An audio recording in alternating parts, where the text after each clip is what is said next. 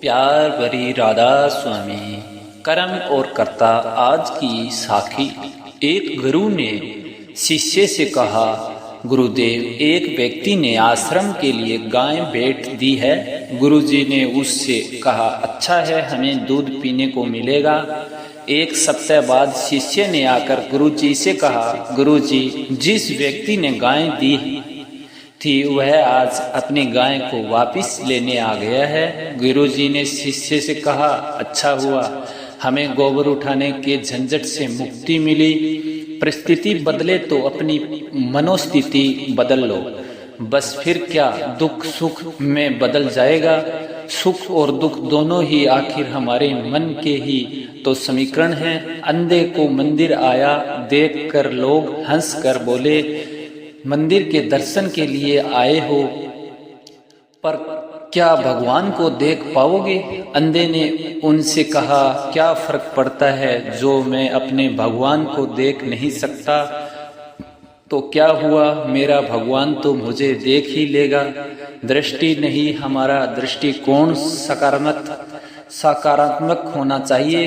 बुरे कर्मों से डरिए, ईश्वर से नहीं, क्योंकि ईश्वर तो सदा हमें माफ कर ही देता है। जैसे एक बछड़ा सैकड़ों गायों में से भी अपनी माँ को ढूंढ लेता है, उसी प्रकार हमारे कर्म भी अपने कर्ता को आज नहीं तो कल ढूंढ ही लेते हैं। इसलिए कर्म करते समय जरूर सोचो कि इसका फल एक ना एक दिन मुझे ही भुगतना पड़ेगा, किसी और को नहीं। पाप कर्म को बोया कर फल खाते मत खींच, वैसे खेती काटिए जैसा बोया बीज।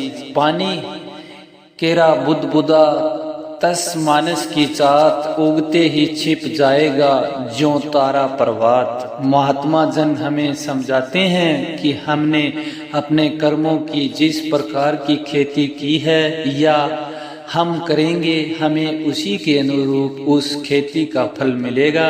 अगर हम बुरे कर्म करेंगे तो हमें उसका नतीजा भी बुरा ही भुगतना पड़ेगा। और अगर हम सकारात्मक करते हैं, अच्छे कर्म करते हैं या फिर सच्चे मन से लोक सेवा करते हैं कि बेसहारा की मदद करते हैं, तो हमें उसके एवज में अच्छा फल ही मिलेगा।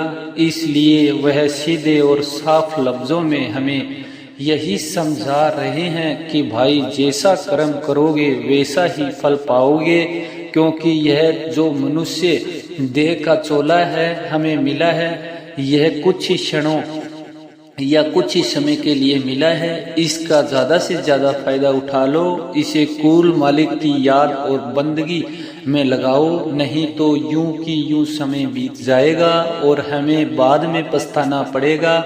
हमें बहुत ही छोटी सी जिंदगी मिली है साधक जनों, इसलिए अपने इस जीवन को छोटी बातों में, निंदा चुगली में, अहम में, वहम में, बेईमानी में, ईर्ष्या में इत्यादि कृत्यों में ना गंवाएं। इस दुर्लभ मानव जीवन का सदुपयोग करो, इससे भजन सुमरिन करवाओ, जियो और जीने दो, अच्छा बनो, अच्छा करो, कुल मालिक की भक्ति भी करो और सत्कर्म भी।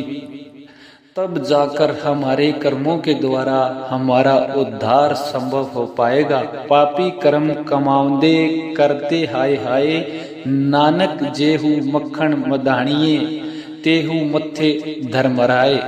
अच्छे कर्म करोगे तो अच्छा नतीजा मिलेगा, बुरे का बुरा मिलेगा। राधा स्वामी।